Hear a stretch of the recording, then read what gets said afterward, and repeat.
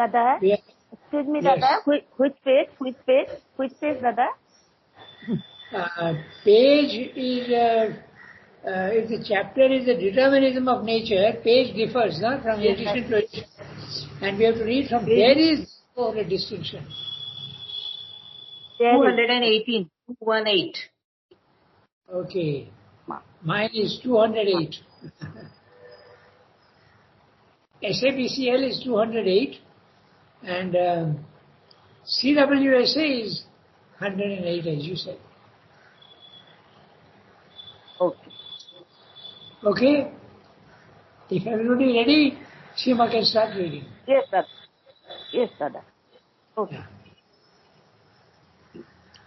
There is therefore a distinction to be made between what is essential in the nature, its native and inevitable action, which it avails not at all to repress, suppress, coerce, and what is accidental to it, its wandering, confusion, perversion, over which we must certainly get control. There is a distinction implied too between coercion and suppression, nigraha, and control with right use and right guidance, samyama. The former is a violence done to the nature by the will, which in the end depresses the natural powers of the being, atmanam avasadayet.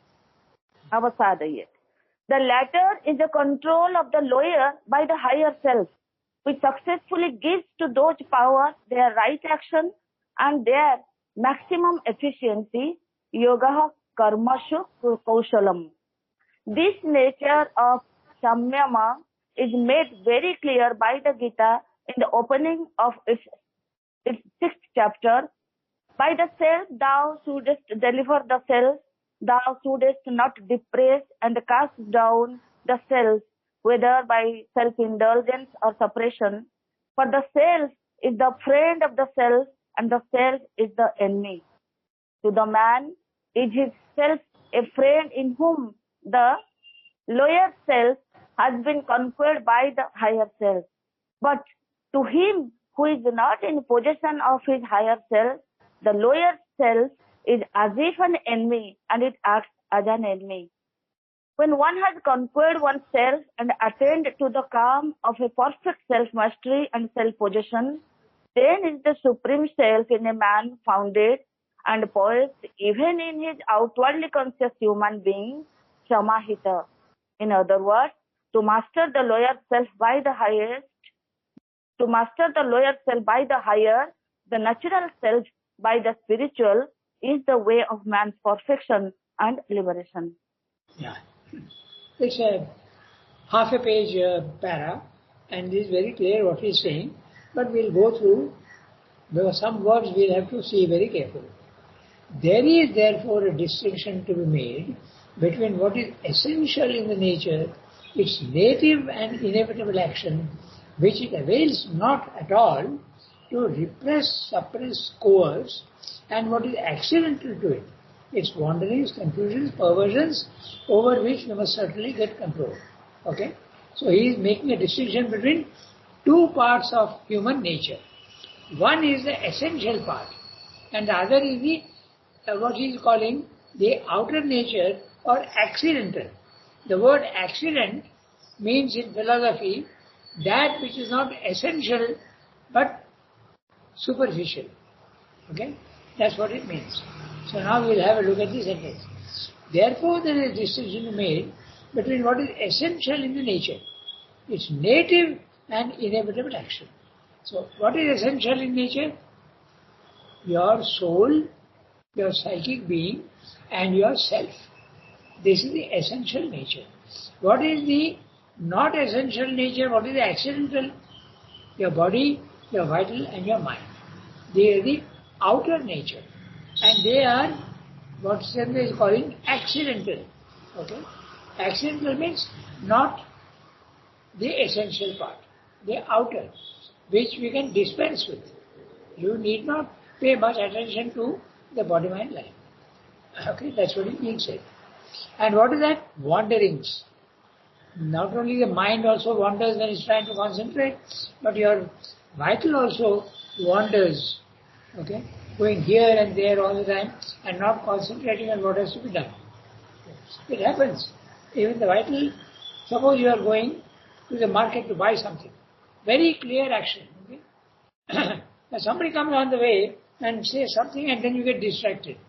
So these are the wanderings of the mind and the vital and body also, and confusions, perversions, over which we must certainly get control.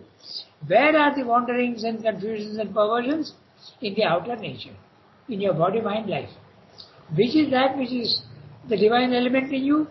Your psychic being and your self. The psychic being is within you and the soul is above you, outside you. Okay? So that's it. That's a distinction being made. There is a distinction implied too between coercion and suppression, nigraha and control, between coercion and suppression. Okay. Control with right use and right guidance, samyama. Yama means to control, samyama means very good control. Okay. So nigraha is suppression. When you suppress a desire or your anger, it does not disappear. It goes down and remains there. It is to hold a child back and not allow him to do something mischievous. That does not help. Okay? What you have to do is to control. Control, the word itself suggests by force you don't allow it to do something. But that is not real control. The real control is when something comes into you, it does not affect you. In fact, the real control is when you don't need to control. It gets controlled by itself because you are not stationed in your outer nature but in your soul or psychic being. When you are stationed in the self, nothing touches you. That is the real control. But the word control is a little ambiguous because control implies force. Okay. But that's the Assembly is making a difference between coercion, suppression, nigraha, and the control with the right use and right guidance, samyama.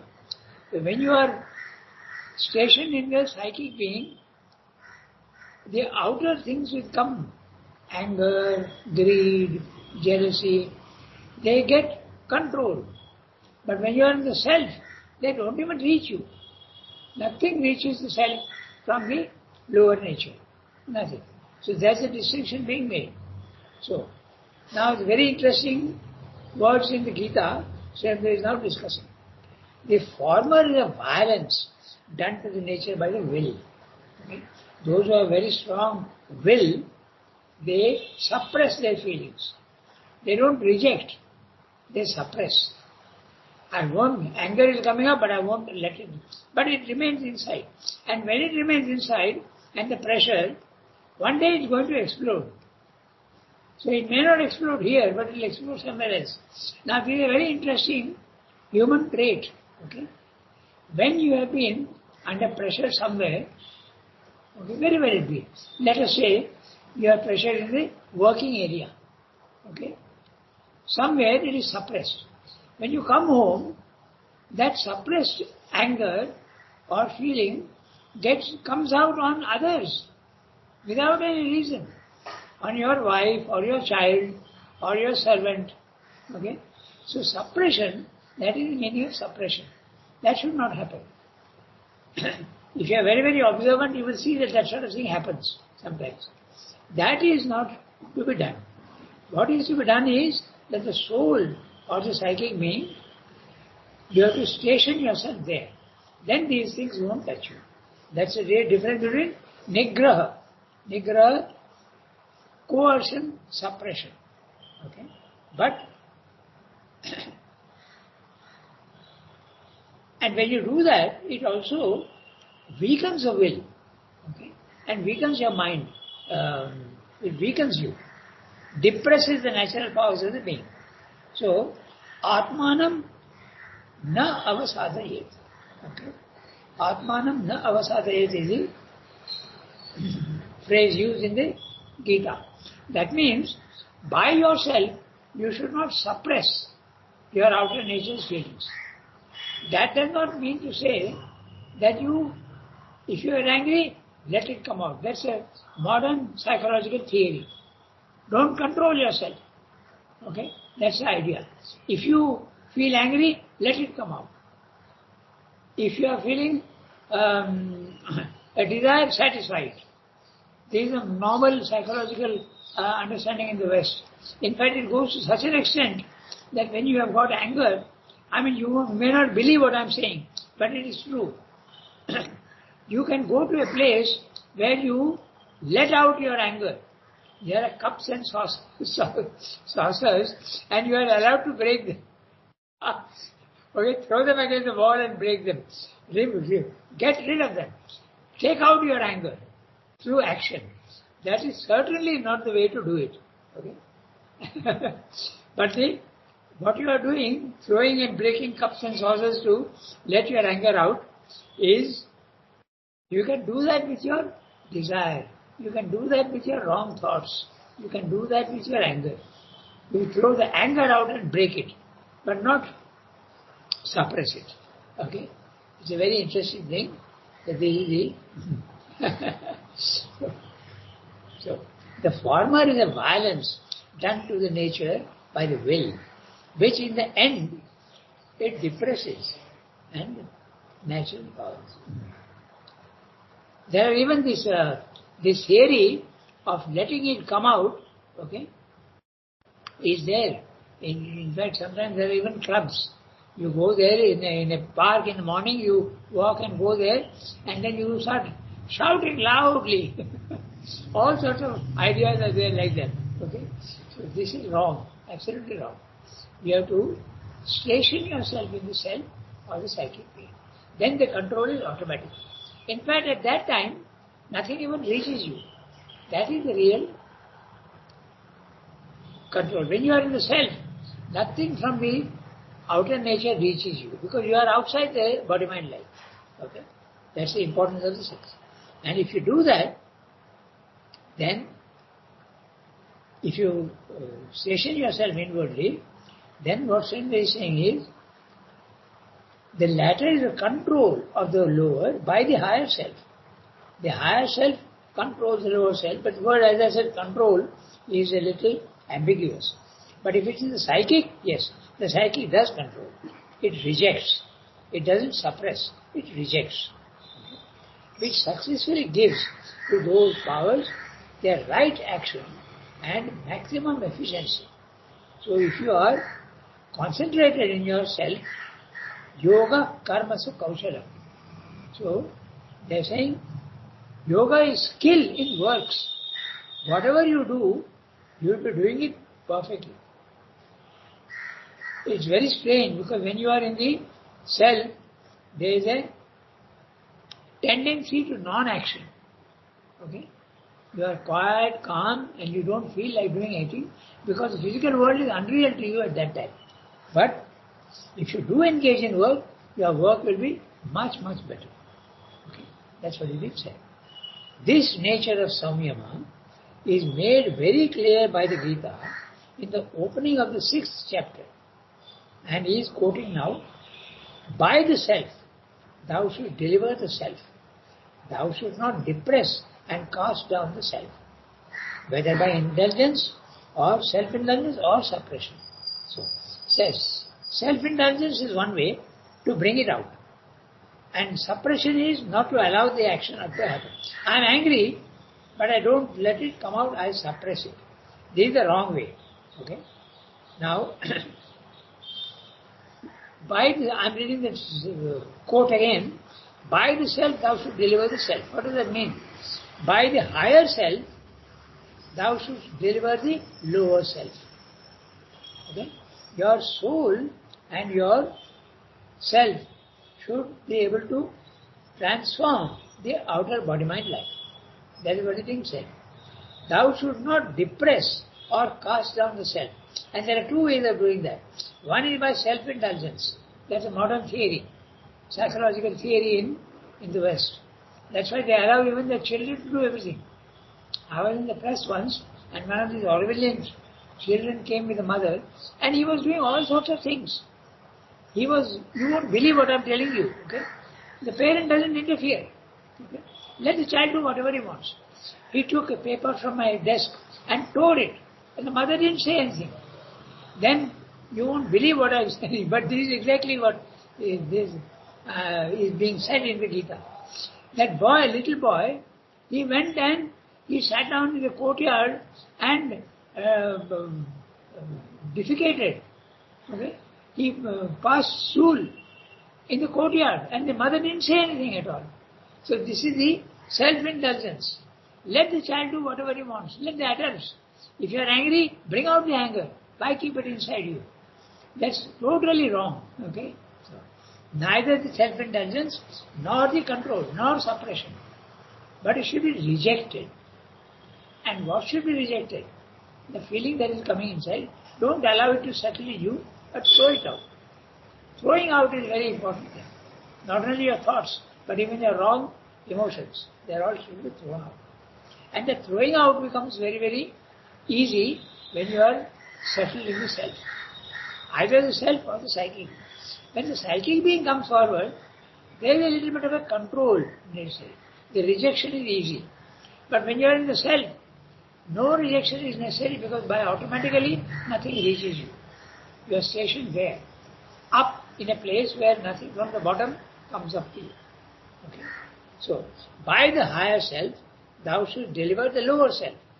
Thou should not depress and cast down the self, whether by self-indulgence or suppression.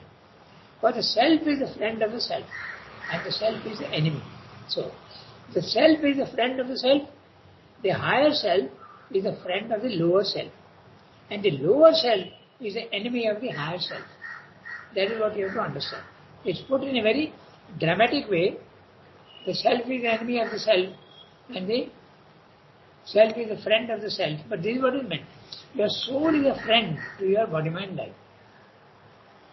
And your body-mind life which is going astray. He has used the words wanderings, confusions, perversions. That's the nature of the body-mind life. So that's the enemy of the soul. Okay. So that is the way it is said that your senses are your enemies. Okay. Because they are constantly drawing you outwards into all sorts of things which give you attractions, dispersal of concentration. You are going outwards all the time. So they try to kill the senses. Don't let the senses pull them in. Pull the senses in. That's one way of doing it. But this way, two ways are wrong. Suppression or indulgence is wrong. But the real thing is, go into the self. Then everything gets controlled. Okay? But the self is the friend of the self and the self is the enemy. So very clear, the higher self is the friend of the lower self and the lower self is the enemy of the higher self. Okay? To the man is his self a friend in whom the lower self has been conquered and by the higher self. But to him who is not in possession of his higher self, the lower self is as if an enemy and it acts as an enemy. Very clear. Okay? Explain. When one has conquered oneself and attained to the calm of a perfect self-mastery and self-possession, then is the Supreme Self in a man founded and poised, even in his outwardly conscious human being, samahita. Samahita is concentrated, fully concentrated. Okay? The word hita, samahita comes from the word dha, to place down and firmly. So that there is no movement at all. It becomes very stable. So that is samahita, concentrated in a very positive manner. In other words, to master the lower self by the higher, the natural self by the spiritual is the way of man's perfection and liberation. Very, very clear. So, you have two parts in you. We have the higher part and the lower part. Normally, 90% of the time, we are living in the lower part. Even when we are conscious mentally of our higher parts, not spiritually, mentally, then also we indulge in the lower part. But that has to be, you have to constantly go to the higher. How do you do that? Higher part. How do you do that? By concentration, by remembrance. Everything that you are doing, constantly remember. Mother. Remember, whatever you are doing, bring Mother into it. Okay? And what is interesting is, even when you are doing something wrong, you know that, oh, I should not be doing this. Involve Mother with it. Then slowly that wrong action will disappear. Okay? So now we can go to the next para. Here then is a very great qualification of the determinism of nature. So it's about slightly less than 1 page. Who will read? We've got time. We've got 15 minutes. So Yasmin can't read. Shilpa, you have the text? Yes. You have the text. Okay, then read the para. Here Then is a very great qualification of the determination of nature, a precise limitation of its meaning and scope. How the passage from subjection to mastery works out is best seen if we observe the working of the gunas in the scale of nature from the bottom of the top. At the bottom are the existence in which the principle of tamas is supreme. The beings who have not yet attained to the light of self-consciousness and are utterly driven by the current of nature. There is a will even in the atom, but we see clearly enough that it is not free will, because it is mechanical and the atom does not possess the will, but is possessed by it. Here, the buddhi, the element of an intelligence and will in Prakriti, is actually and plainly what the Sankhya asserts it to be jada, a mechanical, even an inconscient principle in which the light of the conscious soul has not at all struggled to the surface. The atom is not conscious of an intelligent will. Tamas, the inert and ignorant principle, has its grip on it, contains rajas, contains sattva within itself, and holds a high holiday of mastery. Nature compelling this form of existence to act with a stupendous force indeed, but as a mechanical instrument, yantra drudram mayaya.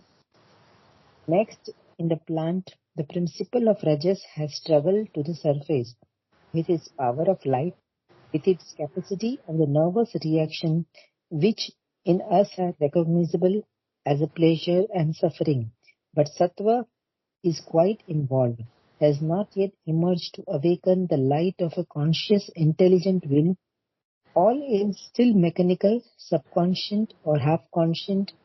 Tamas stronger than rajas, both galore of the imprisoned sattva. The word Gaolers is pronounced jailers. Okay, so Jailers. yeah, jailers. Jailor. There is English for you. Okay, as I told you, when I had a French professor of physics, he was an Iranian. He was from Persia, Iran, and he used to say that in English you write potato and pronounce it cauliflower. So that is exactly what this word also is, jailer. Okay? So the tamas is putting sattva into a jail. It does not allow it to come up. Now that's a very interesting paragraph, and we can think of it in many, many ways. It is normally said that when you are identified with your body-mind life, there is no freedom at all. Okay? So this is a qualification now being made that it's not absolutely true that there is no freedom at all. There is no freedom for the body-mind life, true. But there is total freedom for the soul if it wants. The soul is not free in the beginning, but it must discover that it is free. Okay? That is, when it comes down, it becomes subject to body-mind life. But it should realize that that is yoga. To make the soul realize that it is free and it is not the body-mind life. Okay? That's the whole thing. So this is a very interesting para. There is total determination, total lack of freedom in the physical world, in matter. That is the reason why science can predict laws. There are laws. We can predict that tomorrow there will be a lunar eclipse. We can predict that 100 years from now there will be a solar eclipse. Why?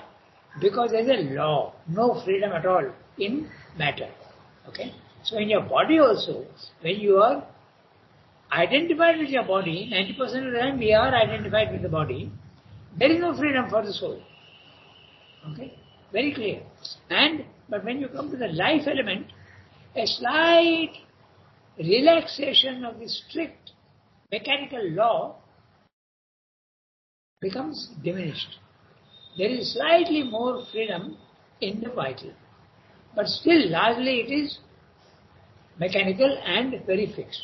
Then you come to the mind. The mind becomes even more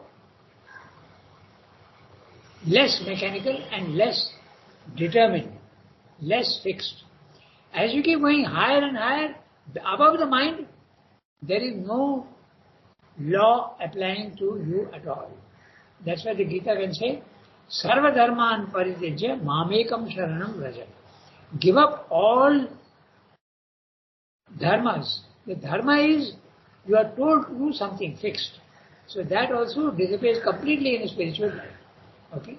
So this is as you keep going higher and higher, the fixity and law of the matter becomes less and less and less as you keep going upwards. That is what is being said here in a very interesting manner. Okay? And also note that there are two elements in you. There is a fixity and a law, and there is a freedom. Huh? So, the freedom is coming from where, and the fixity and law is coming from where? From the highest level, what do you have? You have Sat, Chit, Shakti, Ananda. Now, Chit is consciousness. Do you agree that where there is consciousness, there will be freedom? Okay? And where there is Shakti, without the consciousness, it is mechanical. The river flowing, the wind flowing, okay? It is mechanical. Therefore, that's a determining element. So, Shakti is the one that determines the fixity of laws, and consciousness is the one that gives you the freedom. Okay? And both are there at the lower level. In matter, Swamdeva is saying that there is absolute fixity in the atom. But there is also a will, and the will corresponds to the consciousness, the freedom element. So, in matter, freedom is completely suppressed and made prisoner of Shakti, of force. And as you keep going higher and higher, consciousness starts winning the game, and in the self, consciousness is full, but there is no Shakti. Shakti is there, okay? No force. That is the reason why, when you are in the self, you are not interested in the action of the lower nature. You are just watching, but you are not, there is no power. Okay? It's not that the power is absent. The power is there in the self, but it is dormant. Like the water behind the dam. You can't say that the water behind the dam has no power. It's got tremendous power, but it is held back. Okay? As soon as you drill a hole in the dam, the water comes out. The force manifests itself with great force. So that's exactly what happens in the self also. So in matter, force dominates consciousness. There is a consciousness, there is a will in the atom, but it is absolutely controlled. It is jailed. It is imprisoned. The consciousness cannot show itself in matter. But as soon as you start climbing up, consciousness wakes more and more in the vital and then the mind. And when you go to the spiritual level of consciousness above the mind, consciousness becomes full and Shakti becomes under the control of the consciousness. So it's the reverse.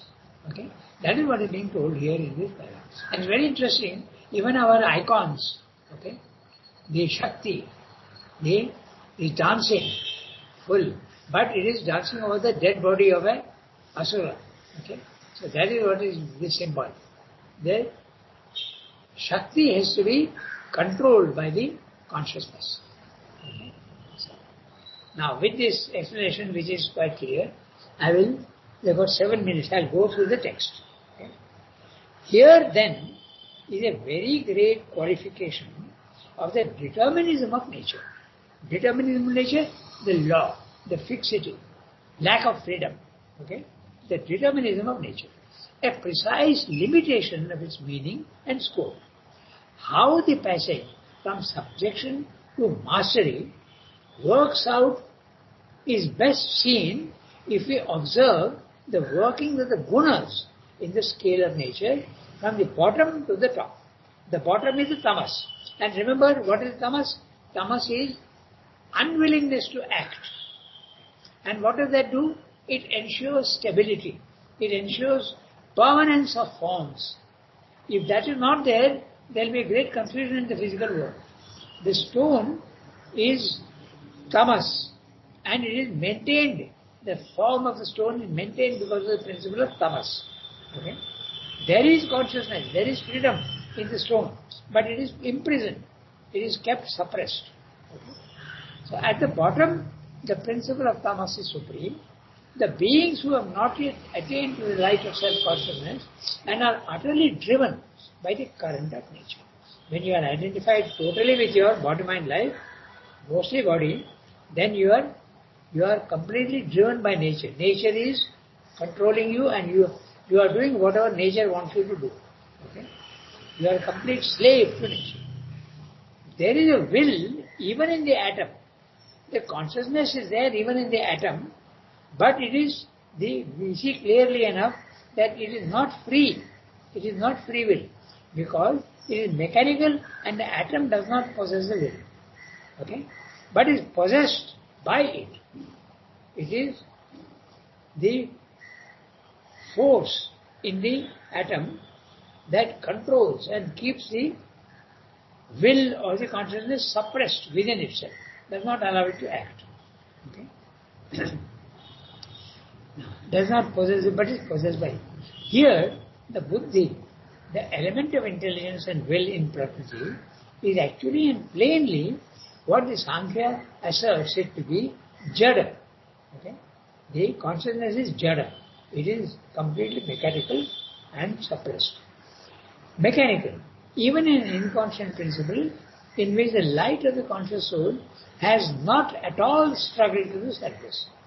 The light of the conscious soul is suppressed in matter. The atom is not conscious of an intelligent will. Tamas, the inert and ignorant principle, has its grip on it, contains rajas, conceals sattva within itself, and holds a high holiday of mastery. Now, Srila is using a very interesting word, a high holiday of mastery. Okay? I was very much puzzled by the use of the word holiday. In his translation of the Gita, in the first verse itself, he says, all the warriors are gathered. In the Sanskrit, there is no indication of holiday at all. It's a war. A war is going to happen. So what do you mean by holiday? Okay? So later on, somewhere else I got the hint of what is a high holiday. What is a holiday? Enjoyment. So, the real Kshatriya enjoys a good fight. That's why they use the word holiday of a fight. He says in the Gita. The translation of the very first chapter itself. Okay? They are all gathered for holiday of a fight. So, here also he is saying, a high holiday of mastery. There is great enjoyment in mastery. Okay? Replace the word holiday with enjoyment. Then it becomes very clear. Okay? Nature, compelling this form of existence to act with a stupendous force indeed, but as a mechanical instrument. Yantrarudham mayaya. Yantrarudham. Yantra arudham. Mounted as if on a machine. Yantrarudham mayaya. Okay? That's in the 18th chapter, the last chapter, verse 61, that's what he says. Ishvara sarva bhutanam hriddeshe tishtati.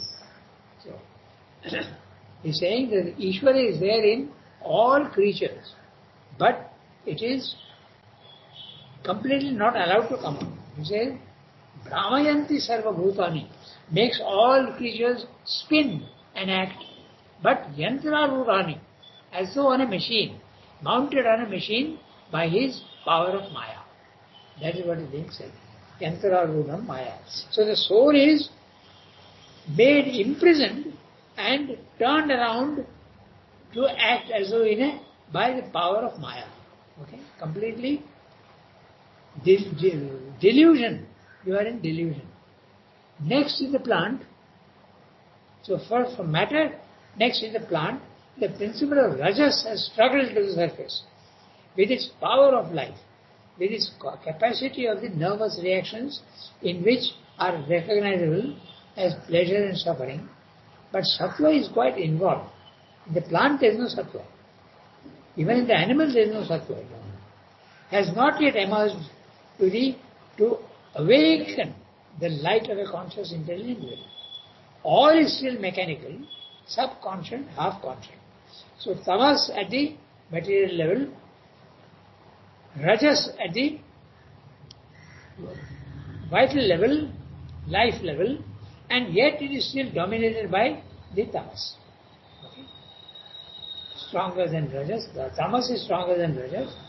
Both are jailers of the imprisoned sattva. Both are imprisoned sattva. So that brings us to the next para, which is in the animal. So what he's telling you, determinism of nature is the name of the chapter. Okay?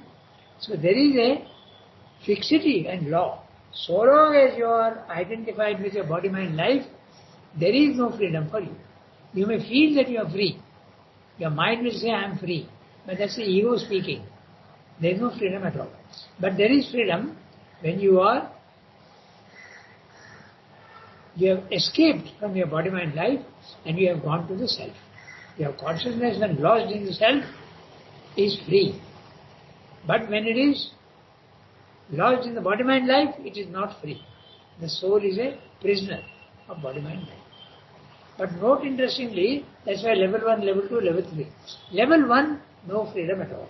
Level 2, when your consciousness goes to the spiritual planes, you are free, but you have no power to act in the physical world. Then you go to level 3, you get the consciousness as well as the power to act in the lower level. In this level 2, in the spiritual planes, power comes a little bit as you keep going higher and higher. Even in the spiritual planes, there are 4 planes, remember? Higher mind, illumined mind, intuitive mind, and overmind. So as you keep going higher and higher, power increases. But it is never full. You cannot change, you can change your mind, maybe you can change even your vital, but you cannot change your body. Fully it cannot change. So this is what is being said. Okay? So very clear para explaining the gunas of nature and the determinism of nature. The freedom and the lack of freedom. Okay? We stop here today. In the animal, though tamas is still strong. Next time. Okay? Au revoir everybody. Have a nice day.